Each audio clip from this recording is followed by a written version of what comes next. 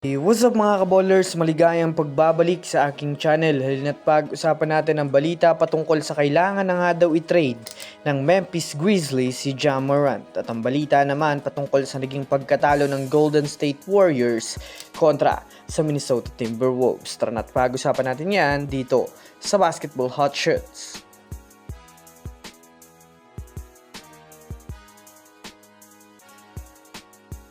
Una nga muna tayong dumako mga kaballers sa balita patungkol sa kailangan nang bitawan ng Memphis Grizzlies si Ja Morant. Well, alam naman nga po natin sa ngayon na nagawa pa nga pong matalo ang Memphis Grizzlies kanina ng Utah Jazz sa score ng 126-130 na masasabi nating hindi nga ito nagresulta ng magandang emosyon para sa team ng Grizzlies. Yes mga kaballers, sa kanila nga pong naging laban, literal na nagbalik na nga sana ang galawan ni Ja Morant dahil sa paggawa nito ng matitinding mga pagpuntos. Kaya naman inakala nga ng mga fans, mga kaballers na mananalo ang Memphis Grizzlies dahil sila nga po ang halos gumagawa ng kalamangan. Ngunit kabaliktaran nga po ang nangyari matapos ma-upset pa ng Utah Jazz ang team ng Grizzlies.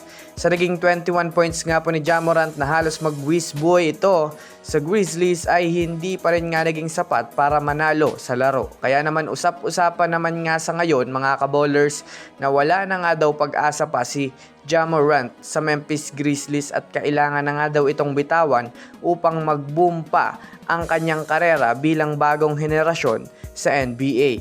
Kung titignan nga natin ang mabuti, nasasayang na nga lang talaga ang talento ni Ja Morant sa Memphis. Hindi na rin naman maganda ang sitwasyon nito sa Memphis na sasamahan pa nang nasa ibaba pa sila ng standings.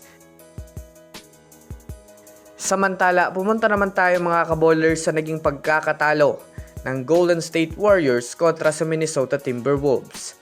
Sayang, yan nga po mga kaballers ang literal na sinasabi ngayon ng mga fans ng GSW matapos magawa pa nga pong matalo sa Minnesota Timberwolves kahit wala si Anthony Edwards. Kung susumadahin nga natin mga kaballers, literal na maganda sana ang naging laro ng Warriors ngayong araw, lalong-lalo na itong si Stephen Curry sa puntong nakapagtala nga ito ng halos 39 points sa buong laro. Well, inaasahan nga sana mga kaballers na magkakaroon ng sweet comeback itong si Stephen Curry, ngunit naudlot nga ito at nauwi sa pagkadismaya.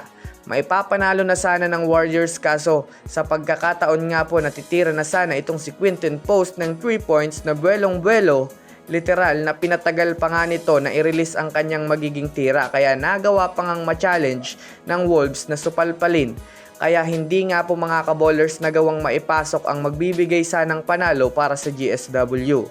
Bukod pa dyan, hindi rin naman nga nito nagawa na madepensahan ng maayos ang center na si Rudy Gobert. Kaya naman sa ngayon, mainit ang balita na mukhang maisasali nga ng Warriors sa trade na magaganap itong si Quinton Post dahil kitang-kita naman nga po na hindi nito nagagawang magampanan ang kanyang role bilang pinakamatangkad na big man ng Golden State Warriors, lalong-lalo na sa mga minutong kinakailangan. So yun lamang mga kaballers, yan lang na muna ang ating pag-uusapan sa ngayon. Pindutin na ang subscribe and hit nyo na rin ang notification bell para sa mga susunod na update sa mundo ng basketball. Again, this is Basketball Hot Shots. Thanks for watching.